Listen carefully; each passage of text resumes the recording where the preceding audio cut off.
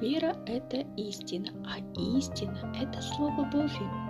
Летоисчисление идет от рождения Иисуса Христа. И даже если мы не верим в Бога, то тогда мы не знаем истины, потому что наше рождение записывается от рождения Иисуса Христа.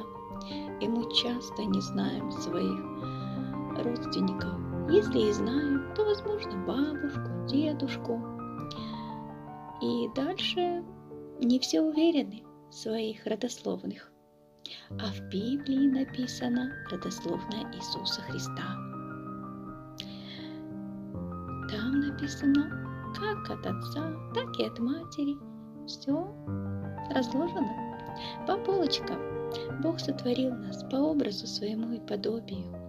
Как Он состоит из Отца, Сына и Духа, так мы из Духа, души и тела.